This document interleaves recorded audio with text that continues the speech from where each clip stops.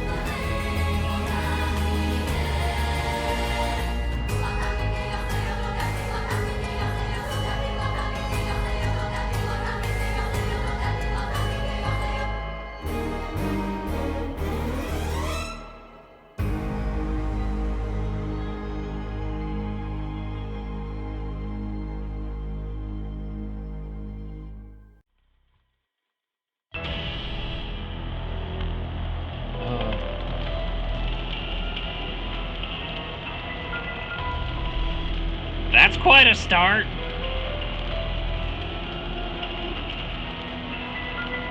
The flame bearers. Kill them all. You've acquired the cursed stone, the haunting clappers. You can use it to kill those with fire or a fire starting device on their person. Just use curse button to start them alight. Alright. Files updated. Yeah, the haunting clappers were to warn of a fire. Alright. And the sound of another set of clappers answers back.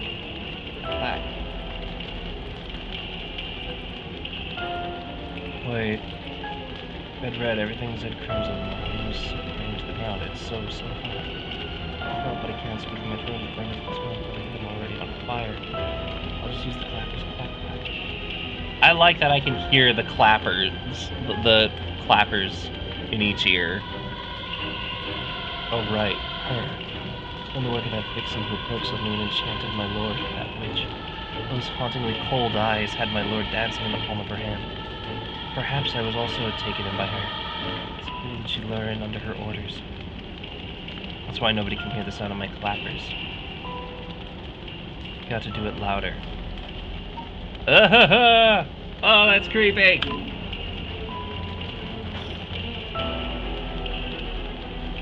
murderous impulse seeps into my soul like thick black tar.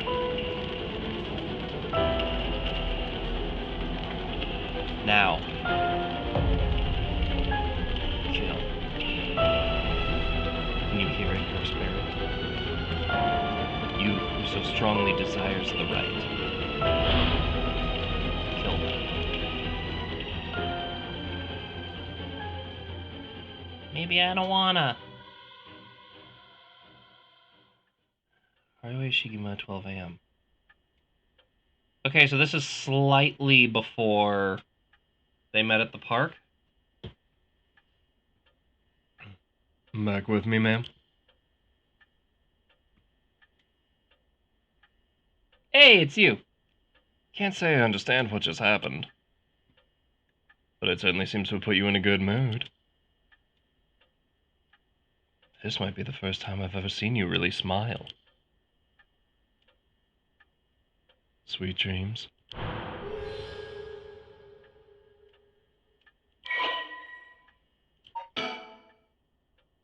Housewife echo the haunting clappers. A housewife who resides in a manor near Shumoku Bridge. Shuichi was kidnapped and murdered about a year ago. The death was the result of a mistake, and the detective assigned a case. The mistake which enraged the kidnapper and had him cut off from all contact with the police, leaving no room for negotiation. The incident was covered up, and Shuichi's killer remains at large, leading the aggrieved Haraway to call on the services of private investigator Richter Kai to uncover the truth. Huh. Shigema family came from a line of samurai who built their residence on Honjo during the Edo period. So she comes from a line of samurai. They assumed important positions in the house force by following the Meiji Revolution, thereby protecting their family's elevated status. Even today, many in the Shigema line of work have police bureaucrats and senior police officers. Haraway's father sits at the upper echelons of the National Police Agency, and her husband, adopted into the Shigema clan through an arranged marriage, is also highly respected as an agency official. However, as her family prioritizes work above all else, it wasn't long before Haraway's marriage grew cold. Though she wants for nothing, she is isolated from her neighbors and withdrawn from society. Seeing her son grow into a young man and gave Haraway a purpose in life, but it was cut short by the kidnapping incident. Following the incident, Haraway spent many days in a deep depression, breaking into sudden fits of shouting and her wandering about in the middle of the night. And yes, I'm reading all of this before going in. I want to educate myself first. And I'm sure for some people it's like, oh, it's a text-based horror game, oh, the reading, oh no. No, I love lore like this. As you should. Final and I were talking about this. There was someone who played Dredge, and what did you say? They were like panicked the whole time because they didn't even know what a sanity meter was. The reading is a joy. Yeah. It'll save your life. No kidding. Especially in a game like this, you actually want to read stuff yourself so you can tell the person, hey, don't do this. I didn't even ready any item description. So no. Let's see. Her cheerful, loving disposition faded away, and she took to making snide remarks at her husband, which only further soured their relationship. A few months ago, Haraway's husband was transferred to another area for work and now rarely returns home, with Haraway left to live in the large, empty mansion alone. As a housekeeper who has been with the family for a long time and comes in to take care of all the housework, Haraway has nothing but time on her hands. So she not only has the depression from her loss, but she has no means of seeking help or alleviating the depression because she has to remain a housewife. Yeesh. No. Not dreams. Sounds like something I might want to hear about.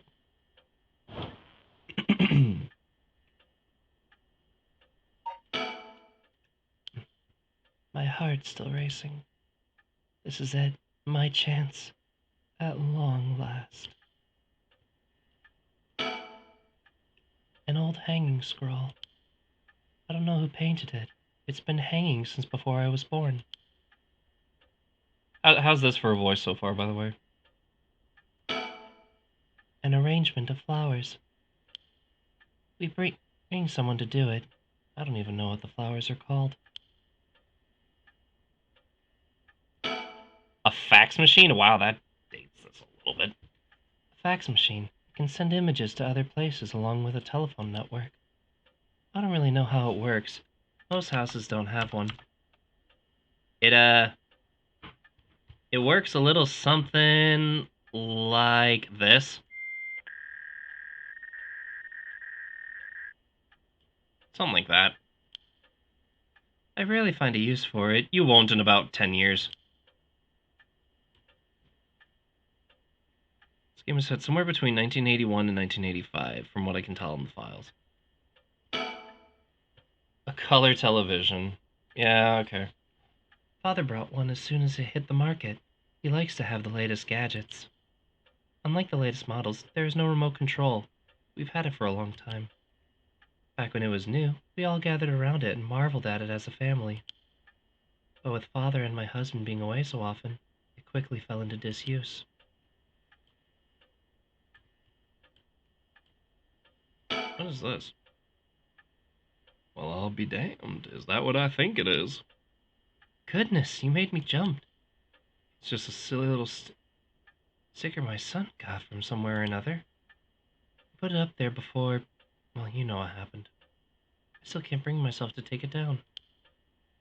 Let me take a closer look. I knew it. It's Head Honjo from way back in set number 1. This is a real collector's item. Excuse me? Don't tell me you never heard of the Mockingbirds. The what? They're the hottest new craze. Cute little birds dressed up as rough and tumble delinquents. I've never heard of them, but this certainly seems to matter to you. The best part is nobody knows who made them. They just started showing up around town, and soon enough, they'd won everybody's hearts.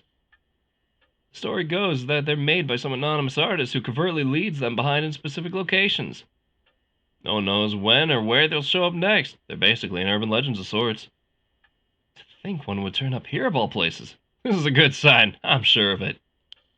Oh, well, that's nice. Mocking chick. Popular map. Oh, I see. It tells you. It gives you like a hint where they are. There's 20 of them. Look up at the first house. Okay.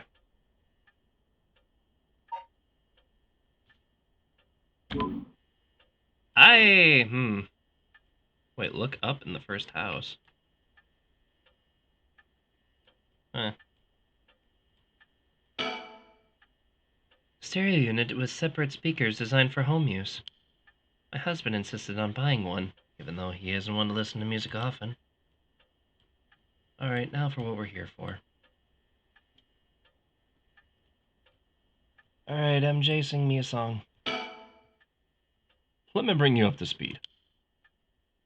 Wait, what'd you call me? Never mind. Moving on. We were in the middle of a chat when you suddenly started spacing out. And the whole time you were grinning to yourself like you just won the lottery. Care to tell me what that was all about? Well, where to start?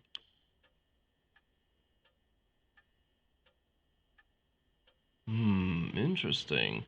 Very interesting. Too bad the viewer isn't going to get to know about that. What? Never mind. So the haunting clappers curse echo appeared out of nowhere. Told you how to perform the rite of resurrection and gave you the curse you'll need to do it. Have I got that right? That's right. So if it's all real, honestly, I still find it hard to believe. But I guess I have to now. I saw that curse stone appear in your hand myself. It looked like it popped clean out of thin air. Huh. So is someone else influencing this the same way I am? Another viewer, maybe? Or viewer, air quotes? With evidence that clear, there's no denying that there's some supernatural force at work. My heart's still racing. Okay, yeah. The private investigator I hired. A friend told me about him. He said he's not very well known, but he's good at what he does. When I first visited his office in Ota City, I saw how he dressed. I could hardly believe he was a detective. But after talking to him for a while, I changed my mind. He says some strange things at times, but he seems like a reliable sort. The eccentric man that Shogo Okie ran into at Honjo Bridge. Yeah, here we have a catch-up. A police officer, Richter, was racked with guilt over the police's inability to help those in need, and quit the force to start his own private investigation firm. However, his soft-hearted nature leads him to take on too many cases and has put his office in dire financial straits. How he is still in business is a mystery, with some whispering that a wealthy patron is keeping him afloat. Richter studied alongside Detective Junario at the police academy. Somewhat surprisingly, given his outlandish clothing and mannerisms, Richter excels at covert investigations and tailing targets. He proudly refers to himself as an investigator extraordinaire, though that only ever succeeds at impressing himself. Richter's biggest source of happiness is nuzzling his pet female albino parakeet, Ernestine, which he keeps in his office. He also enjoys collecting mockingbird stickers, a popular line of merchandise featuring birds inexplicably dressed like delinquents, and can be frequently sighted searching around town for them while out and about. Richter typically leaves the office, and more importantly Ernestine, in the care of Amamori, a junior high schooler who volunteered to assist Richter after being involved in a previous case. That sounds eerily similar to Phoenix Wright. Now what do we got? Richter Kai's private investigation firm in Kamata Ota City. Originally, Kai thought to give it a simple name like Kai's detective agency, but upon hearing that people are more likely to pick names listed at the front of the phone book alphabetically, he decided to pick a name starting with A. Thus, Azure Heron Agency was established.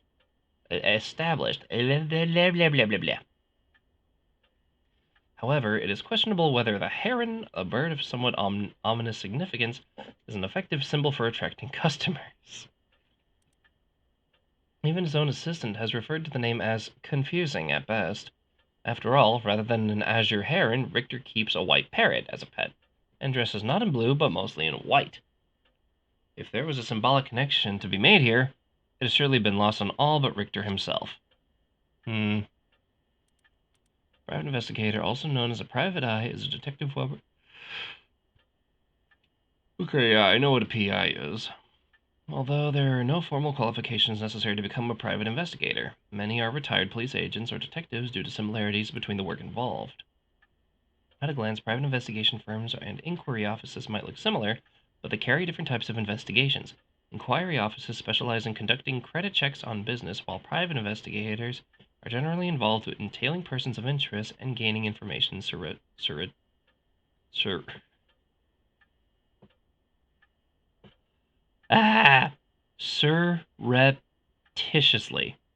I think I said that right. Boy, what an English major I am.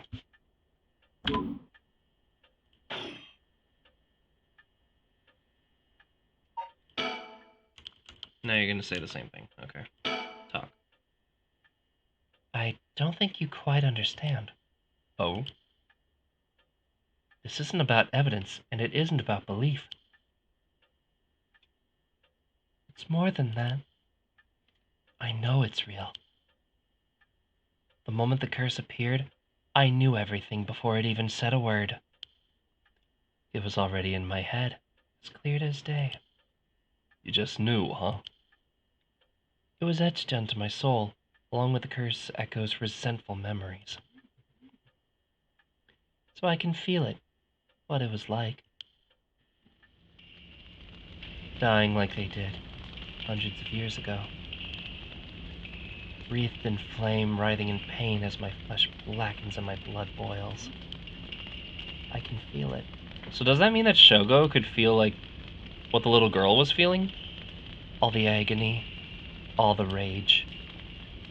It fills me with bloodlust. I think I need to kill someone. Anyone will do, as long as they're carrying fire. I see. That could be a problem. You think so? From what I know of you, I was sure you'd see it as an opportunity. The stronger the desire to resurrect someone, the stronger the urge to kill. That's how it seems to me anyway. Good grief. Talk about a spanner in the works. I say we take stock for a moment, remind ourselves where we've come from and where we're going. That might be a good idea.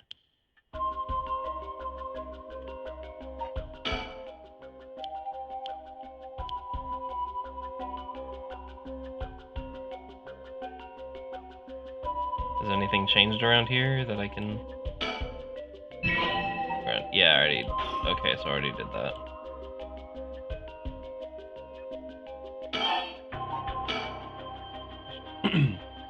That's what you hired me for, ma'am. To look into your son's kidnapping last year.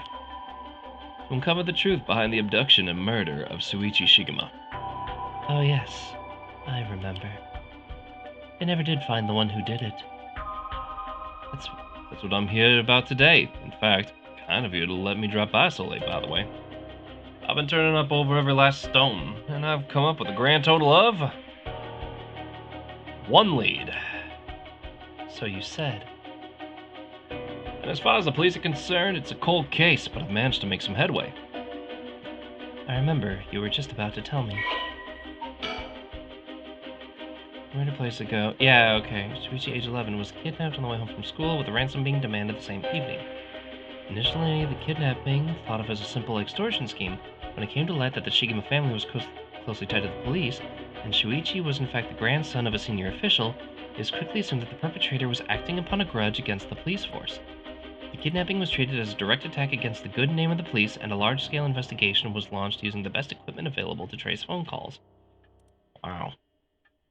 This made it all the more embarrassing when they were unable to catch the culprit, losing the public's confidence. The culprit grew cocky, relentlessly mocking the police force.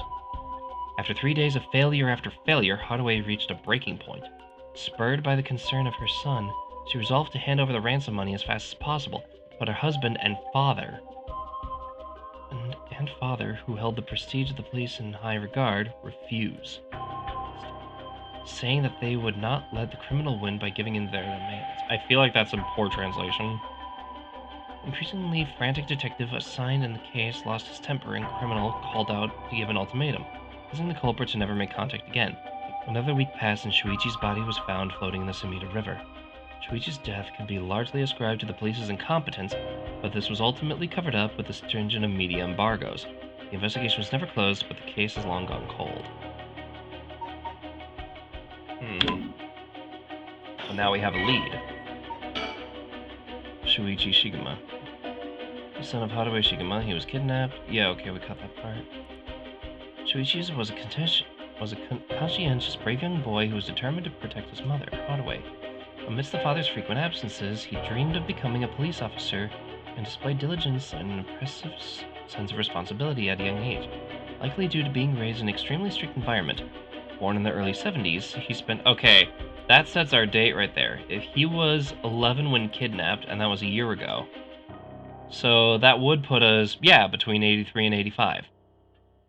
He spent his days immersed in various activities and studies, including playing piano, learning abacus, taking English lessons, and training in kendo. There is some rush for translation here, and in this case her husband and father are both high up in the police force. Yeah, I figure that's what they meant by that. Either that or her husband and the father of Shuichi. Like, His own meant he died without ever telling his classmates how much he longed for them to all go out on a hunt for mockingbird stickers.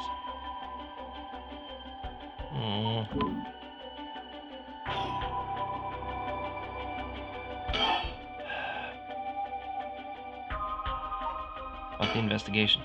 You know, we still need to figure out exactly what you want me to do.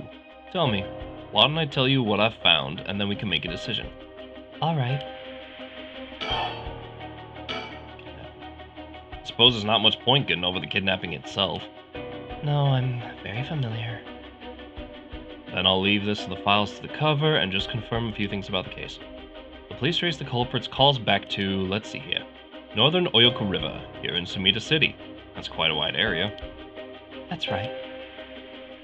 In the end, they never managed to nail down exactly where the calls were coming from, but it was almost certain that the same location that Shuichi was being held captive, since Shuichi's voice could be heard during the killer's calls. Northern Oyoko River is quite a distance from Shuichi's normal school commute. Factoring in that he was seen at school but went missing before he arrived at his house, it's likely he was abducted by car on his route home. Maybe. But exactly. Shuichi was a clever boy. He never would have gotten into a car with a stranger. That's right. I was very firm about that. I know he understood too. I even saw him warning the other children. It's possible that they just forced him into the car. The only issue is there weren't any witnesses to the kidnapping.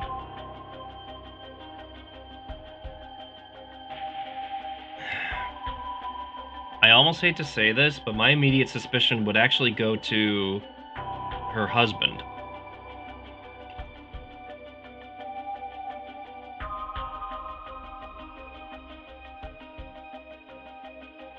Like, it would fit. I hate to say it, but that's the highest suspect. He would feel safe getting into that car. And on top of that, if she had suddenly arrived with a ransom, then he would suddenly have to do some serious explaining. There could have been an accident. Or her husband could actually be that heartless. It'd have to be someone closer, potentially. Someone who was directly connected to her. Can't bundle someone into a car with that many students around and not be noticed. Nobody came forward to say they saw anything suspicious, so they did target him at some other time, or somewhere away from his usual route. Both of those seem a little far-fetched. Which raises the question, how did the kidnapper pull it off? The police never managed to find an answer. In the end, they decided that the kidnapper must have just gotten lucky. Well, why not turn the problem on its head? The kidnapper managed to convince Shuichi to get in the car, but how? The only thing that makes sense to me is if they were somebody he would have a reason to trust. A teacher, perhaps, or a relative, somebody else that he knew. But all the adults Shuichi knew had alibis. The police checked them all thoroughly. They did, huh? No one throws numbers at a problem like the cops. What if it wasn't someone he knew? Or rather, what if the culprit disguised themselves as a police officer? That would explain why he didn't find them suspicious. Shigema family has close ties to the police after all. He would have had a reason to trust them. I feel like it would still be more than that if this kid is that smart. You might be right. Well, never mind. But surely that couldn't have... Well, there's a problem with the theory. You'd be surprised how much police officers stand out. That's sort of the point, after all. They're meant to be a visible deterrent against crime. Huh. So blend in by standing out? But here's another interesting little bit of trivia I happen to know. When you ask people to imagine someone suspicious, nobody pictures women or children. Even kids who have been warned about stranger danger often subconsciously expect that danger to look like an adult man. Besides, Shuichi was the sort of boy who wanted to be a police officer when he grew up. He must have had a very strong sense of right and wrong. That's right. Wait, surely you can't mean... Now you're getting it. If, say, a young woman approached Shuichi asking for help, what would he have done? If someone like that said they were lost and asked him for directions, would he have gotten into a car? He might have. Huh.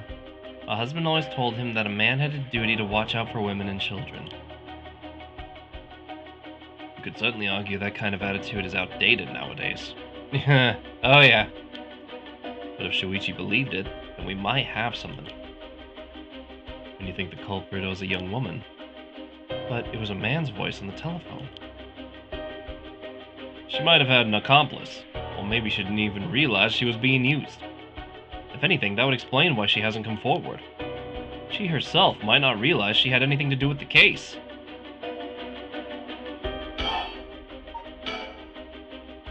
So the question is, did anybody see Shuichi speaking with a young woman on the day of his appearance? See what I said about people's biases? That goes for witnesses too. And I figured that maybe if I started asking new questions, I might get some new answers.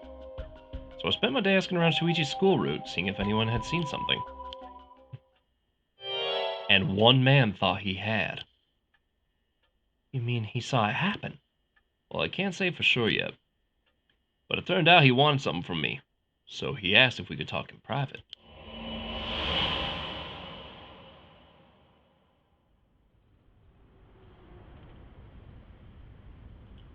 There. Alright, this should do. There's no one around, so we can speak in confidence. Excuse me, what was your name again? Jonoichi. Got it. Well, Jonoichi, I'm all ears. Just so we're on the same page. You're a private detective investigating Shuichi Shigima's kidnapping. Do I have that right? Of course, what else do I look like? How should I know what a private detective look... Ah, forget it. Look, I'll just tell you straight. My life is in danger. I need your help. You'll have to excuse me if that caught me a little off guard. Let me ask you straight. Who's trying to kill you? A student called Michio Shiraishi. Interesting. Wait a minute. We've heard Michio's name before. Schoolgirl, eh? Sounds like you've been naughty. It's nothing like that. That girl, she's a murderer. I'm the only one who knows, but I saw what she did. Michio Shiraishi, I saw her kidnap Shuichi Shigema. Come again? I saw her take him onto the street and lead him away. I didn't think much of it at the time, but then he went missing. She murdered him, I'm sure of it. Or at least she's got something to do with it. That's what you're here for, isn't it? And you can't let her get to me. If that's true, you've been sitting on some valuable information. Why didn't you tell anybody? Well, you see... If you can't explain that, I don't have any reason to believe you. I couldn't. She told me she'd kill me if I spoke a word. You're telling me a schoolgirl had you scared for your life? So you've been sitting on this all this time, and you think she's coming to you now that you spilled the beans? Yes, that's it. Exactly. I'm begging you, don't let her get me. Arrest her, I'm telling you, she's a demon. Well, you seem to believe what you're saying. But it doesn't add up. How could a schoolgirl have a fully grown man so terrified? You don't know what she can do. She'll curse me. Curse you? I'm sorry, but you're losing me here. It's true. Her house, it's... forget it. Why do I even bother? You seem dubious enough to believe me, but I should have known you'd never understand. Enough. I'll find someone else to help me. Hey!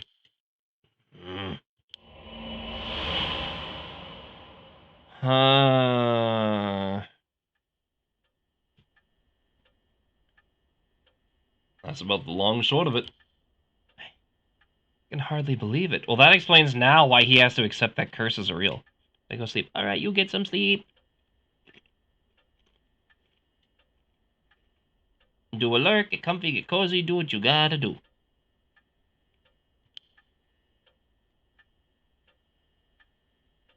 At the time, I thought his mention of curses was just crazy talk. But I'm starting to see that there might have been more to it. Then if we can just find that girl... Curse or no curse, if she was with Shuichi on the day of the kidnapping, there's a good chance she knows something. On top of that, I did some digging on the man I spoke to. His full name's Kohei Joanichi. He's a teacher at Komagata High School here in Sumida. Teacher? Then the schoolgirl... Is one of his students? I think that's very likely.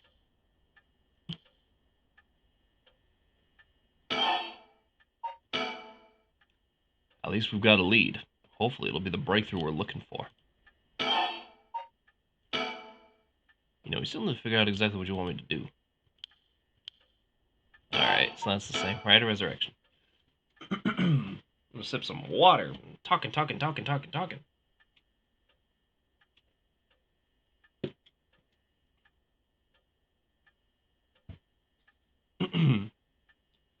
Right, resurrection, huh? I read about that in an occult magazine the other day. Apparently, some old book showed up recently with all the gory details. And they say the right can be found somewhere in Honjo. I remember the first time you told me about that. It felt like my prayers had been heard. Like I had hope. Real hope for the first time. Ever since that awful day, I've wondered. What if I hadn't sent him to school? What if I just paid the ransom? A day goes by when I don't think that if I'd done something differently, Shuichi would still be alive. You can't blame yourself, man. It was the culprit's fault, not yours. Though I know it won't help any. Grief is funny like that. I'm guessing that's why you're after the right. Guess I didn't need to ask. It's written all over your face. I can tell how much he meant to you. But, and this is a big but,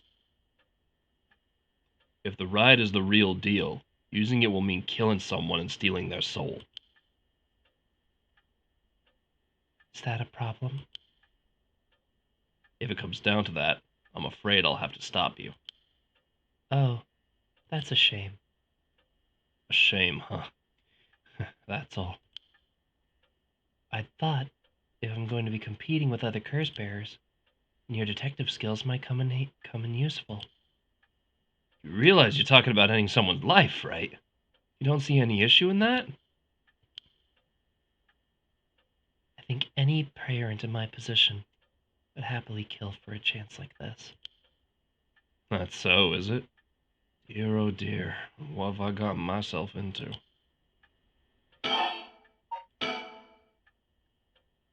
If it makes you uncomfortable, you won't have to get any blood on your hands yourself. I don't need you to kill the other curse bearers. I only need you to find them. I won't be a party to murder, ma'am. Not even for a client.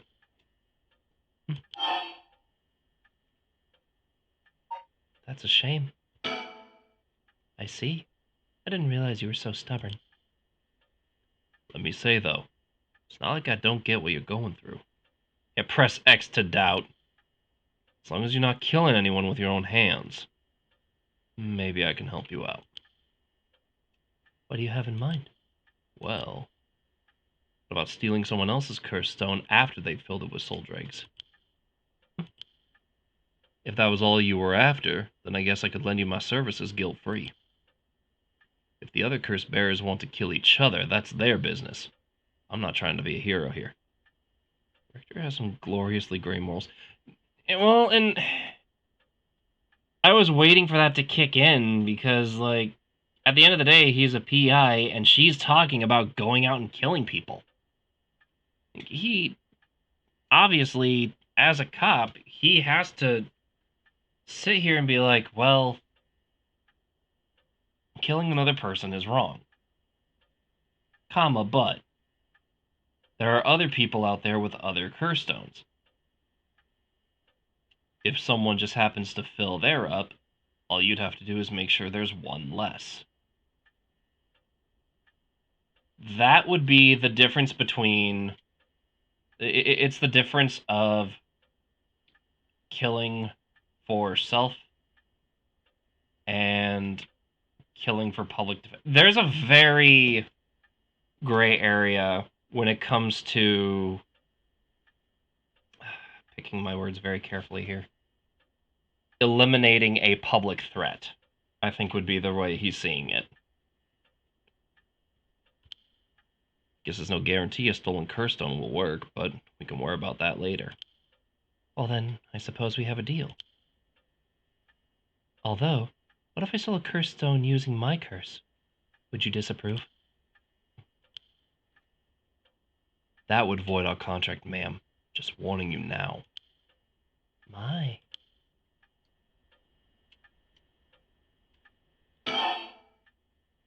About my curse.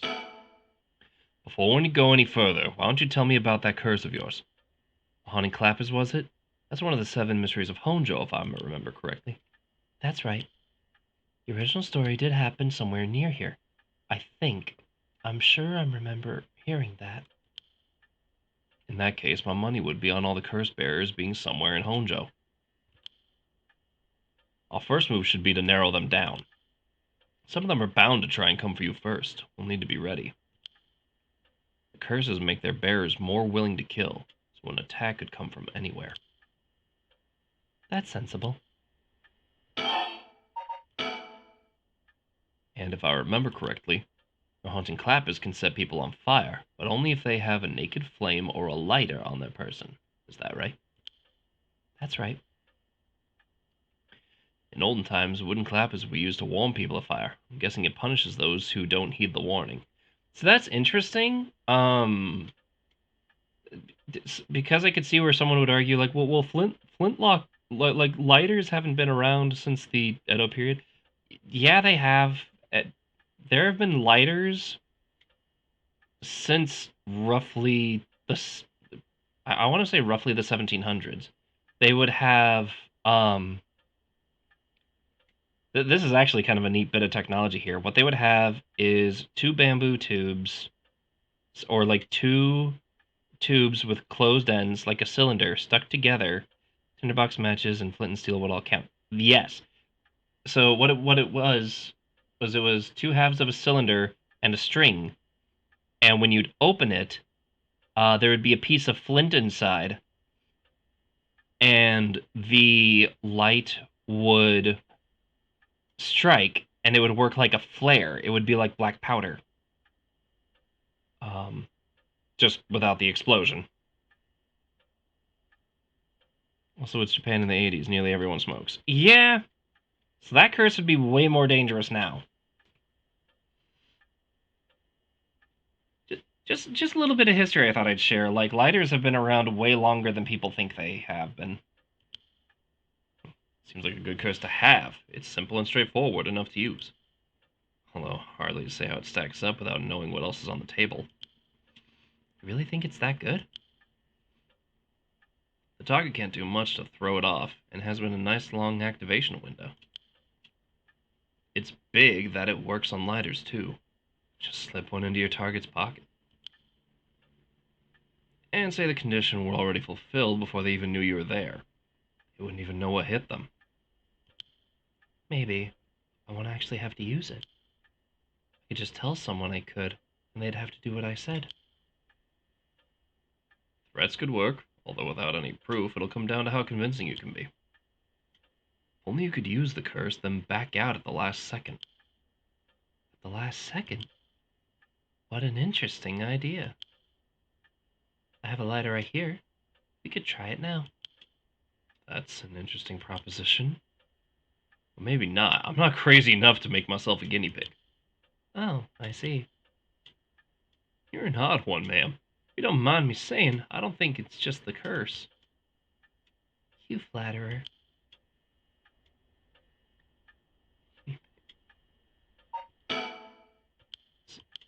Okay. You're still saying the same thing. As for what to do next, first of all, I think you should stay indoors. Try not to do anything spontaneous or outside your normal routine. Right then, have you decided on what you want me working on?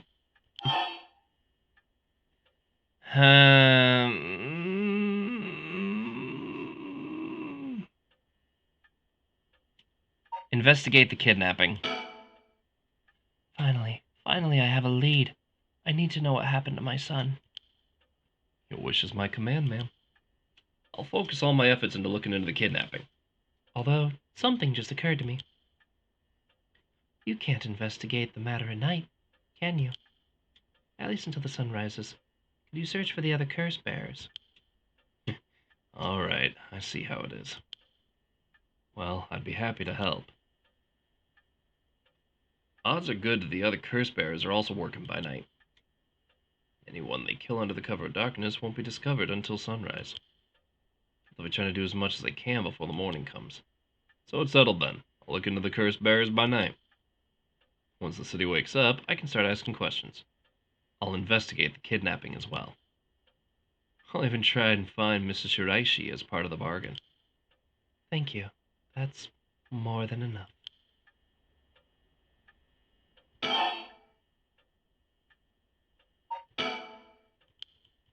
Alright, so that's it.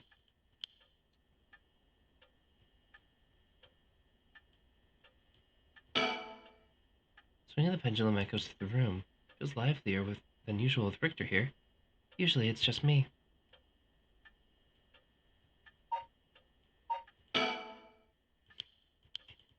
Okay, so that's the same.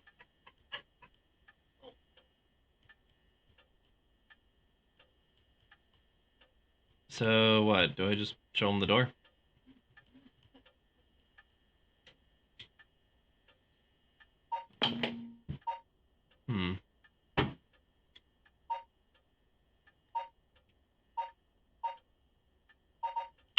I'm gonna go ahead and pick this as like a save point here.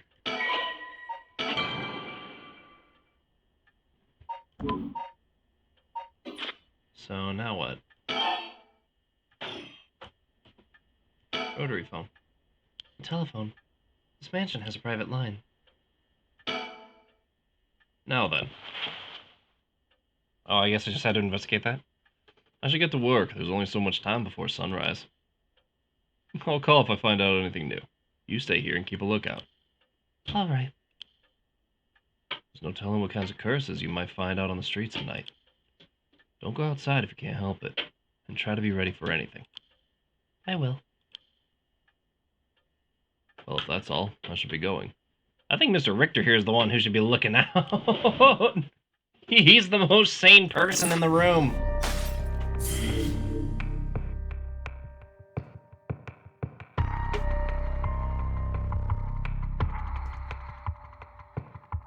Alright, well, that was a lot to take in for that little bit of story. Let's keep going.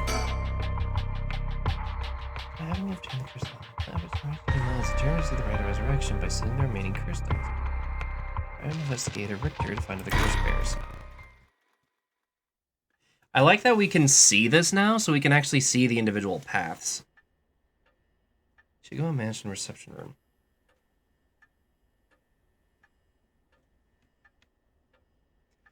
It's been almost an hour since Richter left. He promised he'd call me if anything happened. But he hasn't. So all I can do is wait. And wait. Should I put a record on? No, it's too late for that. I'm not in the mood for music anyway. Could do something to cover up that incessant buzzing from the cell phone from the person playing this game. Huh? What? Should have done that sooner. There we go. The flowers put me at ease just a little bit. That old hanging scroll. I've seen it too often to feel anything from it now. It's a fax machine. I rarely find a use for it. I don't know anybody else who owns one. Waiting for Richter to contact me, but he hasn't. What's this? A newspaper. Must have fallen off the chair. I only leave them in here for guests. I hardly ever read them myself. I don't think I've taken time to go over them in years, in fact. It's not like I have anything better to do.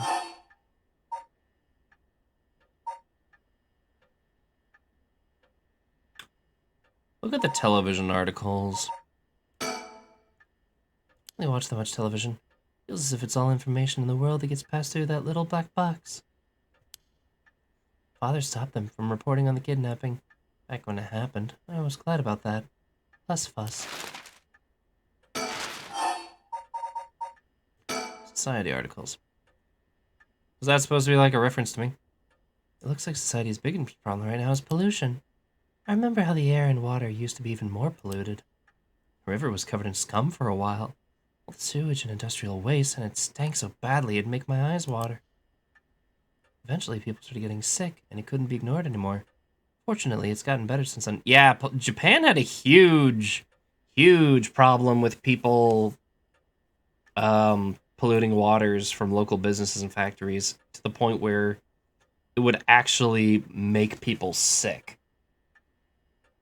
Clean your water. Although the air around the industrial district is still filthy with gas and smog. All sorts of articles about the current state of the economy. Now that the post-war boom has passed its peak, we're moving into the era of large corporations. It's about 220, 230 yen to the dollar. Manufacturing is on the rise and exports are healthy. The dollar's down from its height, and people are saying it could fall further. There's no denying how much standard of living has improved in the past few years. Also true. Like, I've mentioned this lightly on stream before, but I feel like this is a good chance to talk about this. There are a lot of people who talk about, like, oh, well, if you guys work as hard as we did, you'll make as much money as we did. I'm like, yeah, that's true. We are making more money per hour, but also the dollar is worth less right now. And that is actually kind of a big issue that nobody's really talking about. Just food for thought. So I know a lot of my viewers struggle with problems with their parents, talking with them about, like, why some of them still living with their parents or in families or murder. You can just flat out tell them the value of the dollar has changed. If you don't believe me, look it up.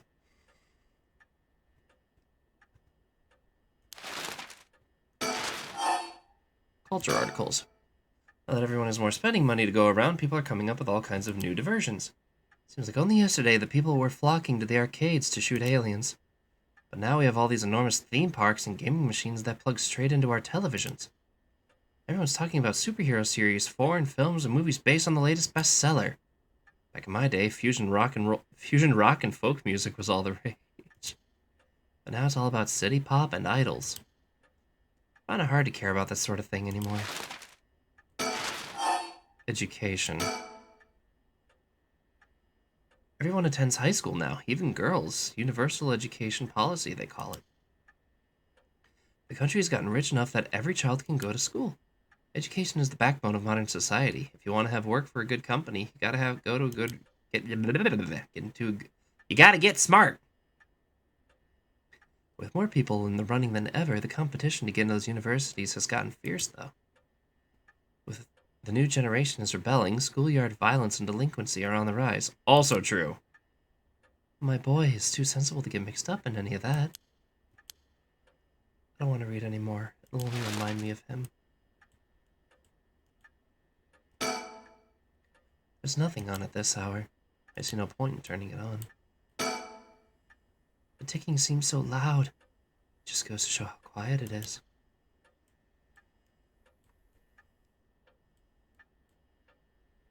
It's that chicken again.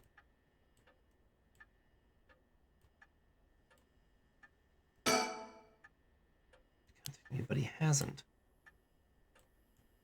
My husband used to complain that it was too dark, but I rather liked the gloom. I wonder how I know it's dangerous to go out, but I can't just sit here and let this opportunity pass me by. I have to look for her, for Michio Shiraishi. But first, I need to find more soul drakes.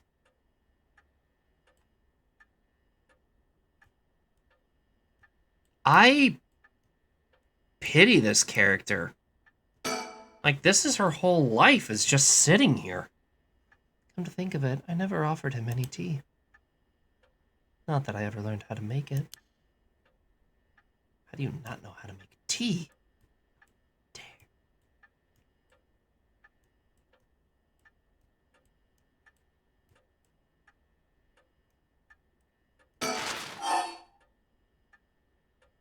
Oh, there's more to each one. There's one thing Honjo never wants for, it's horrific crimes. They found a police officer dead in a local park just the other day. lot of my family are in the police. There wasn't anybody I knew. I don't read the news anymore. Not since last year. It brings back bad memories. Just keep reading. Suicide at local high school. I remember that. Oh, whoops. Well, there, I just read it out loud. Sorry, Twitch. I just remember that. A high school girl just walked off the roof about a week ago. She was bullied, I think. Or maybe it was something about exam pressure? What? But this can't be right. Her name. Michio Shiraishi from Komagata High School? Can't be.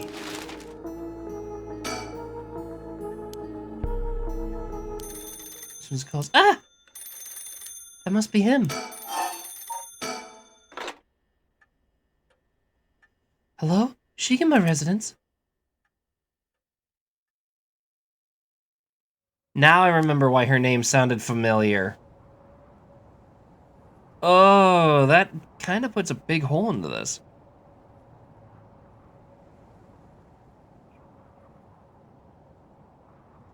Richter called me out to meet him, and here we are, Komagata Bridge. Richter, there's something I need to tell you. Funny, I was just thinking the same thing. Komagata Bridge, right over the Sumida River. There's a highway to one side and a freeway on the other, but both are deserted this late at night. Yeah, we've been here before. The bridge is spanning over Sumida River, completed in 1927 as part of a reconstruction effort that followed the Great Kanto earthquake. It is notable both for its distinctive blue arches and cutting-edge, for the time, techniques using its construction. There are many bridges stretching across the Sumida River, each boasting unique structural form and design. Alright. Our surroundings. We already know all of our surroundings. Do we?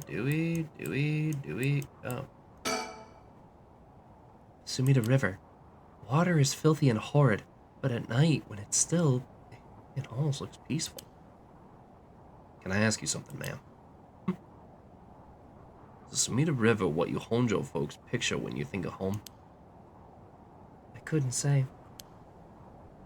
All I can tell you is that I can hardly stand the sight of it. Right. Should have guessed. This is where they found him after he went missing. All alone, floating in that horrible water. All I can think is how scared he must have been. How cold he must have been. What did he ever do to deserve something so awful? I've come here every day since then. And I pray that the river to give him back. To give me back my son. Day after day after day. You know, in olden times, people believed rivers marked where our world meets the next. So the act of crossing flowing water had a huge amount of spiritual significance. Back when Edo was founded, the people of Chuo saw the Sumida River the same way. They associated the far side of the river with the afterlife. The same place would later become Honjo. All their fear and revulsion accumulated there and took root. But then, the Ryogoku Bridge sprang up after a great fire in Miriki. And just like that, Honjo was part of the city too. As it turned from the farmland into a town, people surrounded it with man-made rivers and crisscrossed it with canals and waterways. Weren't those to prevent flooding? That's what I was told. They were, but that's not all they were used for. Their other purpose was to contain all the corruption that had built up on the far shore, and to stop it from leaking through to our side of the Great Divide. Officially, they were a physical barrier, but unofficially, they were a spiritual one too. So if I have this right, are you saying that Honjo is a place where the real world meets the afterlife? Exactly. That's why the rite of resurrection is here. Rather than anywhere else, I'm sure of it. And it's probably why the 7 mysteries and their curses survived to the modern day. And I guess that would make this spot where we're standing now, right over the water, the border between life and death. If there ever was a place where bringing back the dead might be possible, I'd reckon it's here. It's funny that you mentioned praying to the river. I might have done more than you think. Is that supposed to make me feel better? Just thinking aloud, ma'am. Well, it's a nice thought. Last river that ran through Arakawa River System, which runs through much of the eastern, empties in the Tokyo Bay. So, did.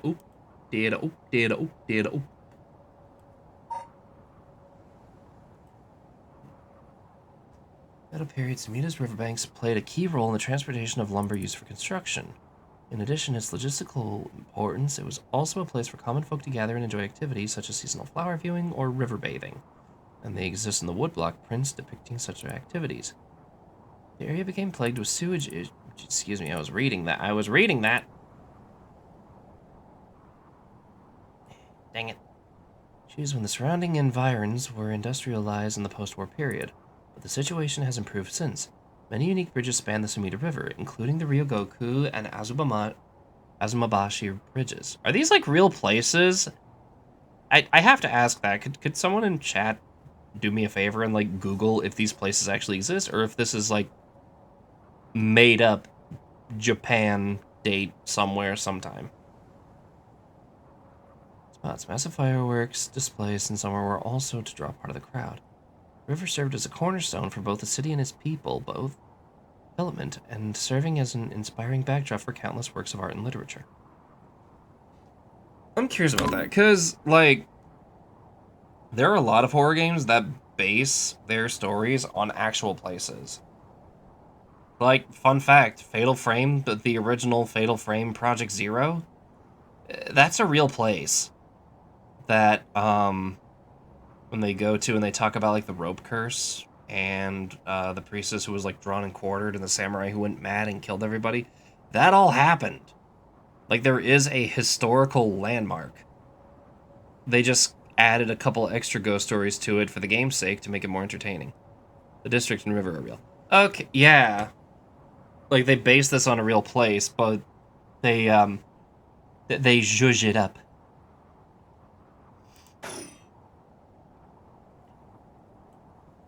There's more to say here, huh? Oh, that's right. There's one more memory I have of this river. Do you mind if I tell you? Go ahead.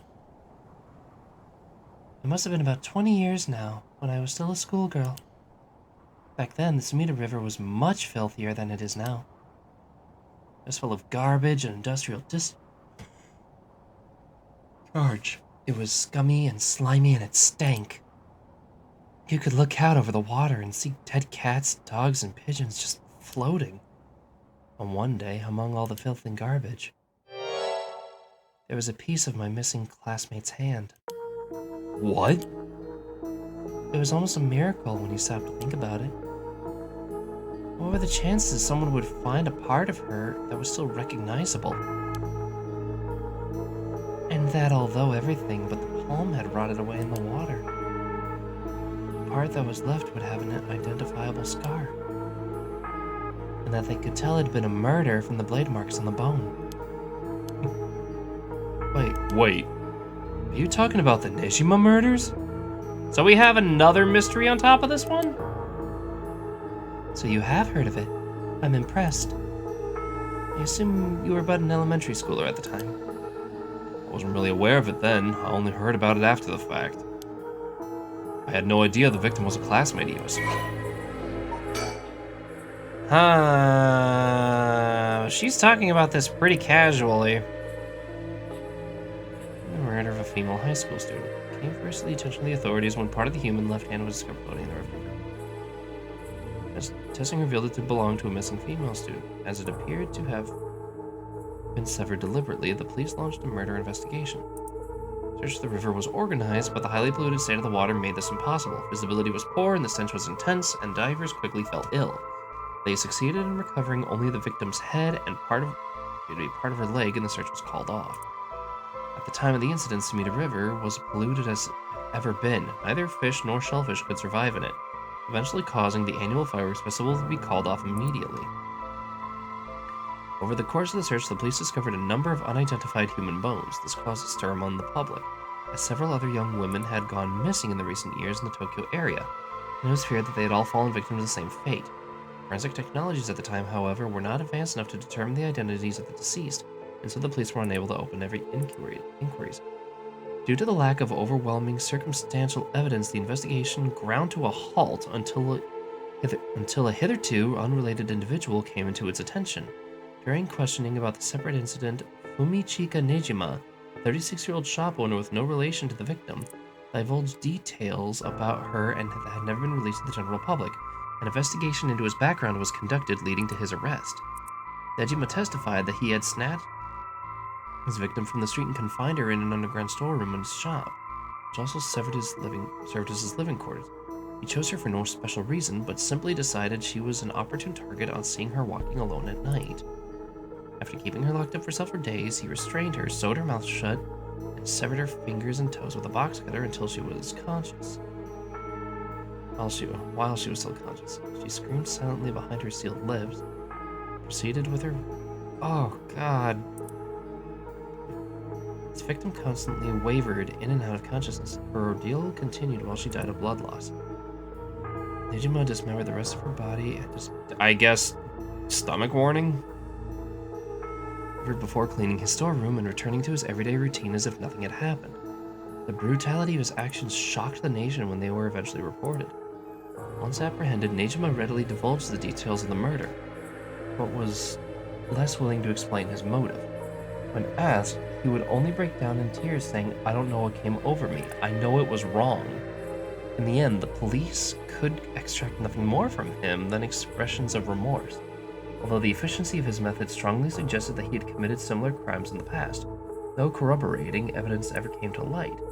Nejima was sentenced to life in prison at his first hearing. The sentence was imposed with no appeal from the defendant.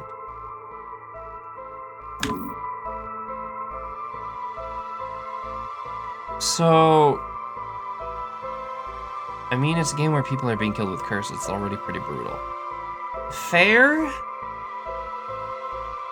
I just wasn't expecting it to go into that level of detail. That said, something motivated him to do it. Could be connected to the curses. I would not put it past that.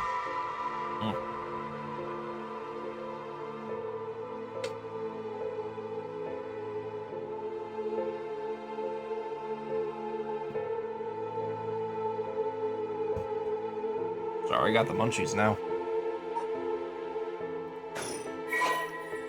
Persons of interest updated. Oh! Yeah, Nejima. What? The man who made headlines over 2 days ago was the perpetrator of the brutal killings known as the Nejima murders. But he doesn't even know why he did it. To be honest, it was all a bit of a blur. A wave of chaos just parting around me.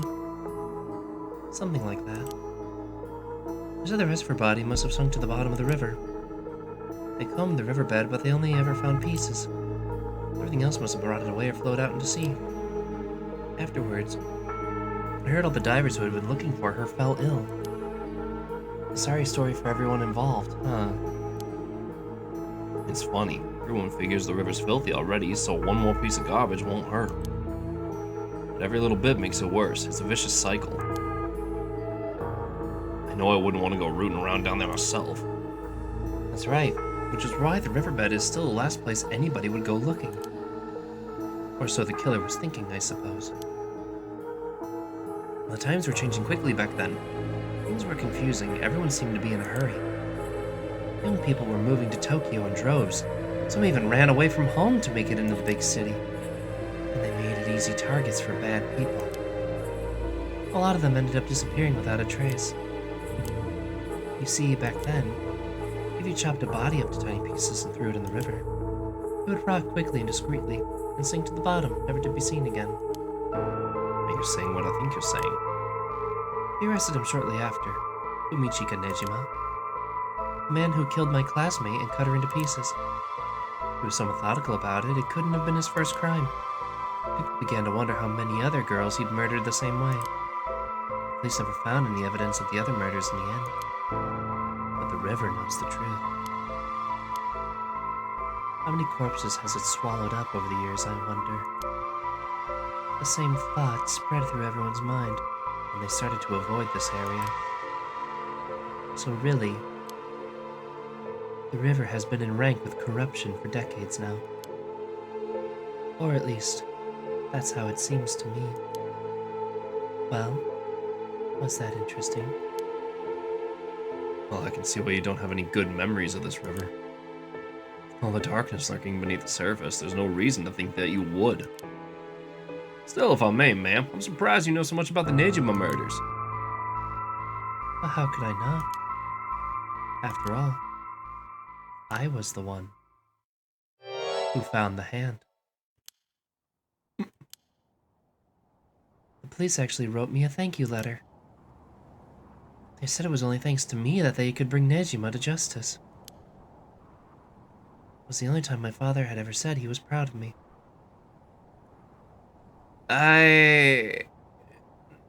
Not to throw this into question, but she had just finished saying how it would be difficult for anybody to find the hand in... Like, hear me out. Think about it this way. You're looking at, like, a landfill. You're looking at a massive landfill, a pile of garbage and whatever dead animals found their way trying to eat stuff through there and all that stuff. And you're looking for... You find a hand. Not even a whole hand, just a part of a hand. That just happens to have a scar that is recognizable enough to find the person. You would either have to be stupid lucky, or you would have to know exactly what you're looking for. Because I guarantee you, no one's gonna see, like, a part of a palm and think anything of it in a garbage pile like that. You wouldn't see that. There's no way you could just see that clearly unless if you were hyper-focused on it, stumbled on it by chance, but by some extremely unlucky chance, or you were outright looking for it.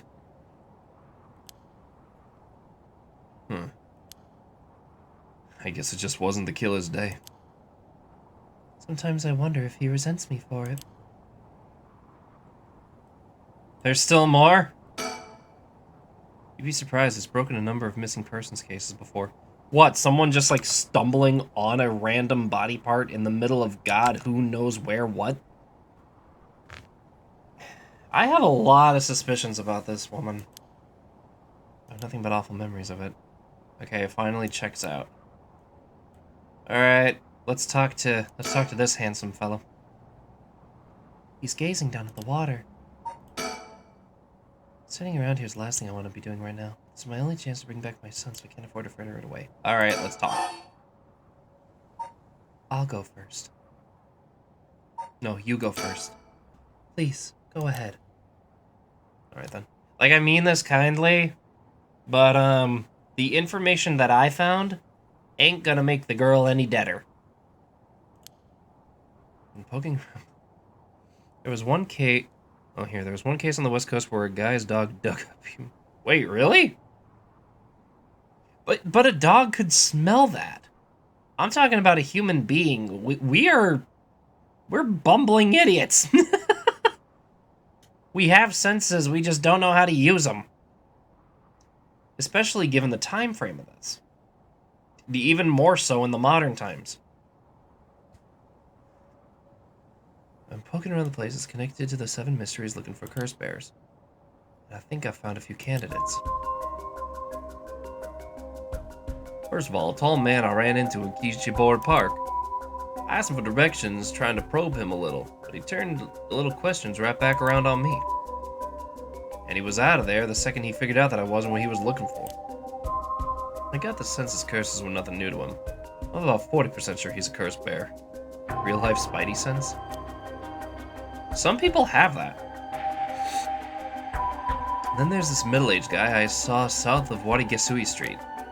There's no reason or question about this one. He had one of the curse stones on his hand. He had a nervous air about him, too. It was clear he was up to some shady business. Gathering soul dregs, I bet. He'd make a good target. That looks a lot like the teacher that he was talking to before. Next up is a pair, a young man and a woman I saw around Ryogoku Bridge. This time, the man came up to me and asked me flat out if I was a curse bearer. I told him I didn't know what he was talking about, and he backpedaled and left. Looks like they look around there often, looking for kindred spirits would be my guess. Though it didn't seem like they were quite working as a pair. Gathering soul dregs in a group might be a decent idea if you can make it work. But with the things being how they are, it's gotta be real hard to find folks one can trust. They've got brass though, I don't know what their deal is, but I'd like to find out. Last is two detectives I've seen sniffing around. The police are involved? Not necessarily. A body turned up in a local park a few days ago. They might just be looking into that. Still, the park's got ties to one of the 7 mysteries. Might be a curse that did the guy in. Wait, so this is after the fact. And if they're sending in detectives from the head office, then something's gotta be up. Okay, I want to make sure I've got the timeline for this right. This is happening before or after Shogo? How do you know where they're from? Let's just say when you've been in the business, there are some faces you get to know. Anyway, that's everyone who's caught my eye. Because as far as I can tell, this is the same night. I found all of them in so little time. I really did hire the best. It's all in the name, ma'am. Richter Kai, P.I. No, wait. Make that Richter Kai, investigator extraordinaire. Ah, an investigator extraordinaire. Is that why you can dress like that without drawing attention to yourself? You bet. An investigator extraordinaire can blend in like a chameleon in any outfit. Well, that aside, the middle-aged man and the young couple sound like most promising, am I right? Whichever we pick, it's still too early to make a move. It seems like the curse bearers are less involved with each other than we thought. Plus, there's still others we don't know about. I say we hang a fire and see how things play out. This is from the path where Shogo dies, the one that led to the title sequence. Once more bodies start showing up, that'll get the pot nice and hot. Once it's boiling, our chance will come.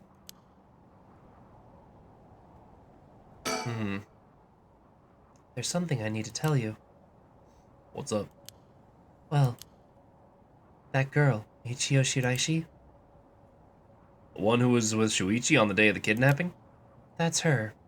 Well, she's dead. She's what? The student who committed suicide last week. That was her.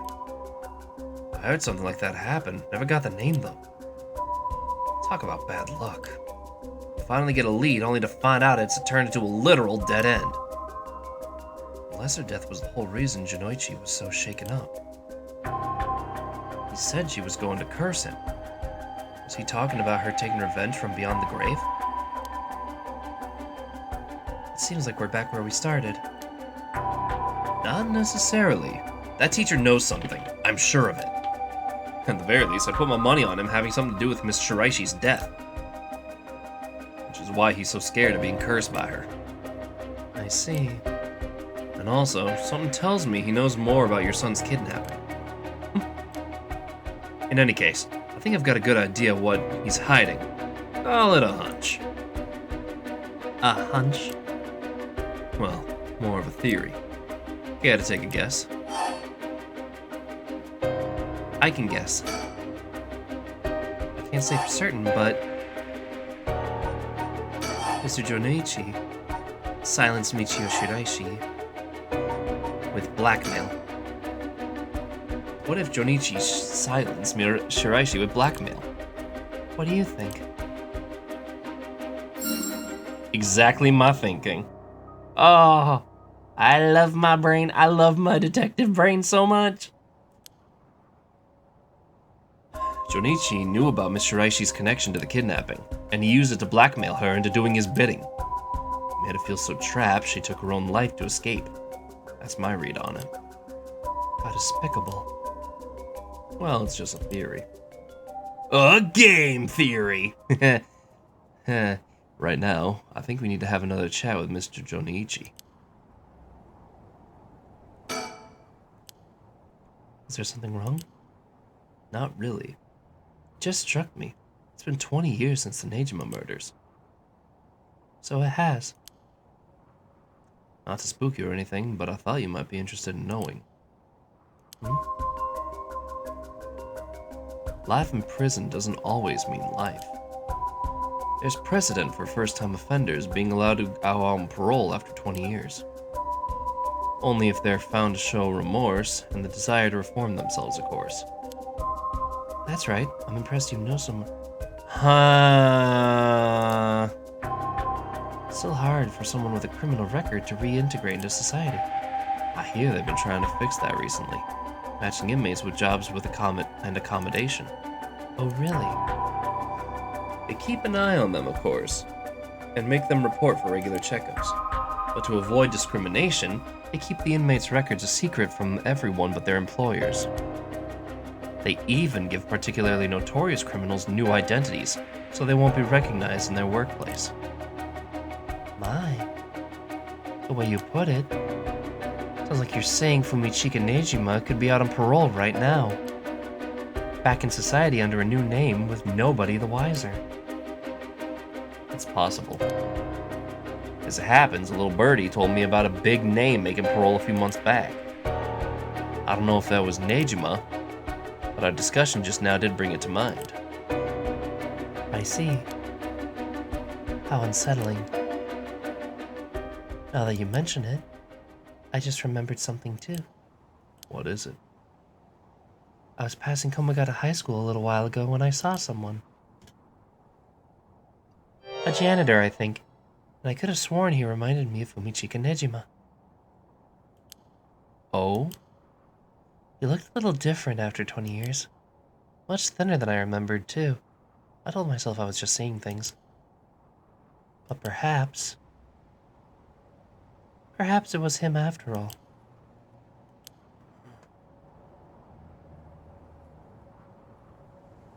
So, what next? The big question now is what the rest of the curse bearers are up to. Luckily, the Sumida River is a good distance from any of the 7 mysteries. It's unlikely that the other curse bearers will come all the way here. I can finally have a moment to think. I see. Alright. Suspend? What am I suspending?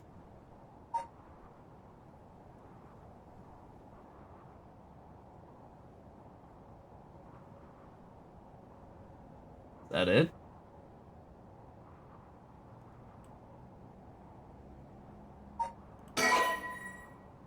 Cannot currently progress any further. Once your situation has changed, select resume to try again. Pressing suspend will return you to the story chart. Oh, so that's it. So I actually can't make any progress past this point.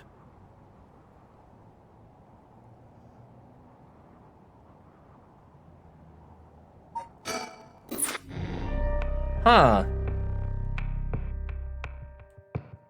Okay. So that's actually neat. So I have to investigate this. I have to investigate this further. I just want to make sure. So okay. This is where we made the choice here. And then that leads to this part with the park. But so his body won't be found, or won't be mentioned. So somewhere between here and here, seeing that is correct, but still lit isn't cleared, or other events from other timelines. Huh.